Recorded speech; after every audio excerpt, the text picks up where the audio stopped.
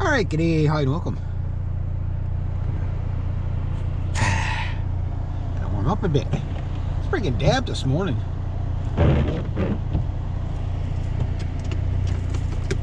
Alrighty. Been kind of gloomy weather the last past couple of days, but this morning a little bird woke me up.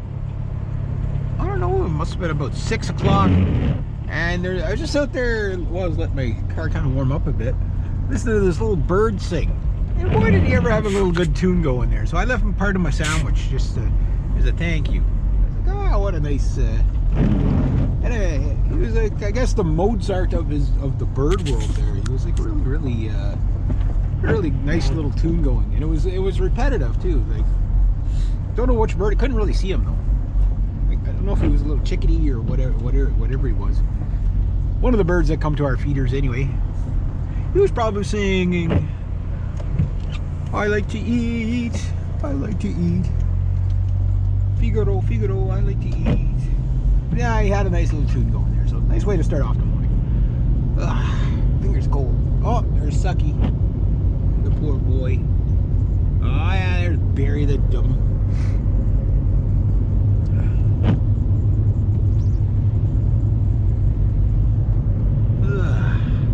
So, chicken coop's coming along. We're in May, so the chicken's gonna be here in 26 days. We're gonna have chickens. I gotta get the fence fixed. Seal off any thing at the bottom. Clean out the chicken coop. Put in the new stuff. Well, we gotta get the new stuff. And yeah. That's where I got my horseradish right there, right in that spot hole that I dug there. I got to do a better job of patching it, but and then maybe either tomorrow I'm going to have a big job filling those raised bed gardens that I emptied 2 weeks ago, a week ago. I think it was last. Was it last? No, it's about 2 weeks ago, I guess. And yeah, so apparently the topsoil's been delivered. It's one of my buddies is delivering it. I gotta talk to him and ask him what kind of topsoil he's got there. Like, there's a bit of manure and stuff. To me, it looks kind of sandy. It's hard to tell sometimes if you're getting good topsoil, if you're getting sand, until it really dries out. You know what I mean? And you got to be careful for that, because one of my other clients, she ended up getting just like, you might as well say it's just sand she got. She's like, what a jip, you know. But topsoil's hard to get because the environmental regulations. They used to be able to get it all over the place, and you know, like I can get manure. Well, not easily now because I have the car, but when I have my truck, oh, there's the man. I'm always either passing him or his son in the mornings there. Good guy. Does our plowing. Anyway, bottom line is, fingertips still cool. Like, to get good manure, you have to, you know, get somebody to drop it off, right? But there's a farmer up the road where you go there, he'll come out with the tractor and load you, you know, I don't know, 40, 50 bucks. He'll give you a full load. It's definitely worth it because you get like 5 years, 6 years worth of manure, you know what I mean? Then you just cover it with something. For me, what I'm going to do is probably, I don't know if my dad would let me use his new truck because I don't think he'd want it smelling like cow shit for a month. But might get away with using pops, but what I'll probably do is get a bunch of pails. Just put the stuff in pails, you know what I mean? And even if I pay 40 bucks for that, even if I don't get as much, it's still lots, you know what I mean? You got, you know, 15 pails of manure, you got lots, you know? Because we have to like the biggest problem we have is soil depletion, right? And commercial farming, that's one of the biggest things they deal with is soil depletion. That's why they rotate their crops. One year they're growing soy, the next couple of years they're growing what you call it, they're growing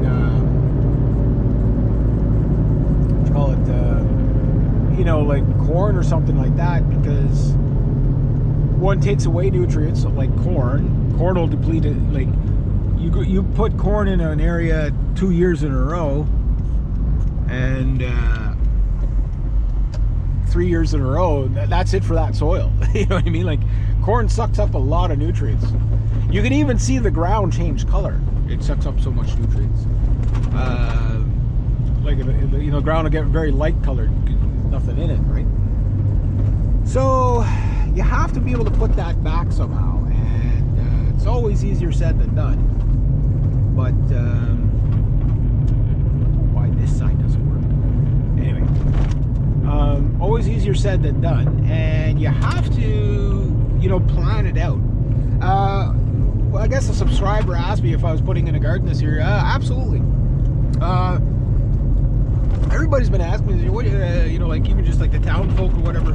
My clients, oh, what are you going to grow this year? I'm like, not sure. I know beans for sure. I'd like to try corn again, you know. Like if I get like 3 full-size corn on the cobs, just so I could share it with my nephew, I'm like, I'm happy with that, right? But I definitely want to go ape shit on the pumpkins and the squash. I usually do okay with the pumpkins and the squash. But this year, I haven't started anything yet. Like, we're May 1st, so probably the second week of May, I might start stuff. Because when I put stuff on the ground, it's going to be probably about the first weekend in June, or the first week of June type of thing. Usually by that time, all frosts have, you know, passed. But we could still get a frost in June. Like that's not, trust me, that's not unheard of up here, right? That's why our growing seasons are so short, right? It's like June to October, and that's it. And in October you can get a frost. So you got to know when to harvest stuff, right? So I'm gonna start stuff indoors as I normally do. But I want stuff long, like at least that long, so when I plant it, I can see where it is. When it's that big, you can't see it, right? And it seems like it doesn't take as well, you know what I mean? I'm gonna find out whether I'm working you know, whether I'm gonna be doing the barbarism on the shovel tomorrow, or if I'm gonna be doing something else tomorrow. Well, either be tomorrow or the next day. And survey says, I'll tell you in 2 seconds. Gotta wait till I get to my clients, my other clients. So everything's, I think, sort of back to normal, clients wise. Did okay last month. I made I exceeded my expectations, and no topsoil. What? I was supposed to be there today or so. So I guess I'm not doing that tomorrow. No topsoil. I'll call my other client, because like that's like a shared client.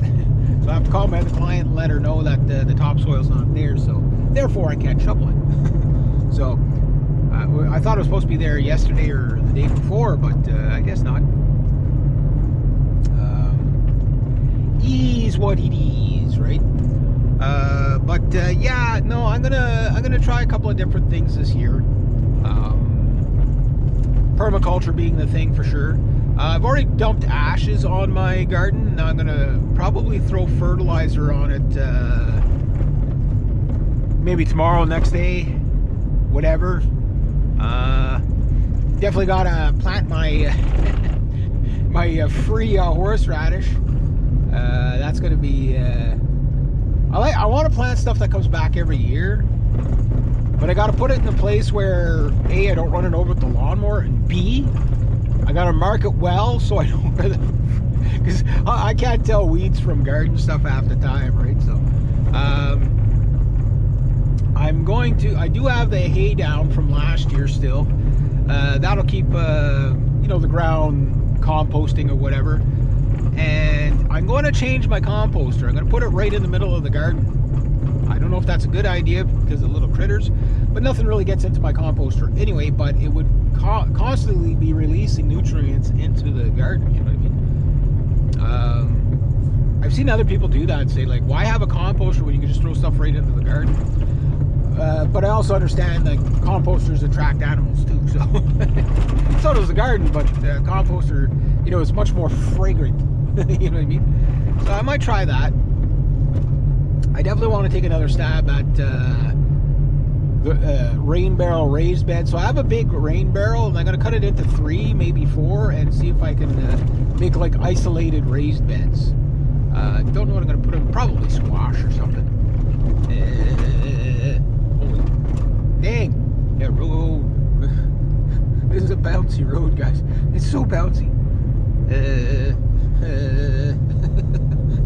It's gonna make me puke. Holy jeez.